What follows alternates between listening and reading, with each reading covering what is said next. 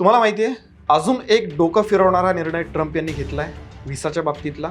अगदी लेटेस्ट आहे. काय नेमका तो वाद आपण सविस्तर बघूया. ट्रम्प प्रशासनाने व्हिसा नियम अजून कडक केलेले आहेत. जवळपास 5.5 कोटी व्हिसाधारकांची तपासणी ही सुरू करण्यात आली आहे. अमेरिकेने जी नियमावली ठरवली आहे त्याचं उल्लंघन झालं तर व्हिसा रद्द करण्याची धमकी सुद्धा देण्यात आलेली आहे. 2025 मध्ये 6,000 विद्यार्थी व्हिसा हे रद्द करण्यात आलेले आहेत आणि याचा मोठा फटका हा भारतीय विद्यार्थ्यांना बसलाय. जे H1B व्हिसाधारक आहेत त्यांना निर्वासनाच्या सूचना मिळत आहेत. भारतीय व्यावसायिकांना लक्ष केलं जाते. काय तर म्हणे हे सगळं ट्रम्प यांच्या अमेरिका फर्स्ट या धोरणाचा भाग आहे. पण आता हा जो काही H1B व्हिसा आहे तो नेमका काय प्रकार आहे ते जरा सविस्तर बघूया.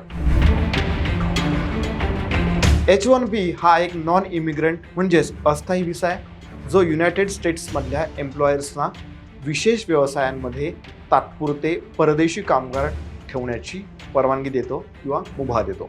या व्हिसाद्वारे धारकाला अमेरिकेमध्ये विशिष्ट कामासाठी तात्पुरते राहण्याची परवानगी मिळते. म्हणजे कायमस्वरूपी निवासाची यामध्ये व्यवस्था नाहीये.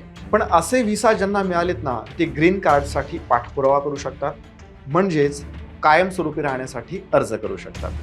किमान पदवीधारक म्हणजेच ग्रॅज्युएट झालेल्यांनाच या संदर्भातला जो अर्ज आहे तो करता येतो. दरवर्षी अमेरिकेमध्ये जवळपास 65,000 व्हिसा लॉटरी पद्धतीने वितरित केले जातात. त्यापैकी 20,000 अमेरिकन संस्थेतून पदव्युत्तर पदवी म्हणजेच पोस्ट ग्रॅज्युएट किंवा त्याहून अधिक पदवी असलेल्या अर्जदारांसाठी राखीव असतात. या व्हिसाधारकांमध्ये भारतीयांचं प्रमाण हे सर्वाधिक आहे आणि हाच मुद्दा डोकेदुखीचा ठरलेला आहे.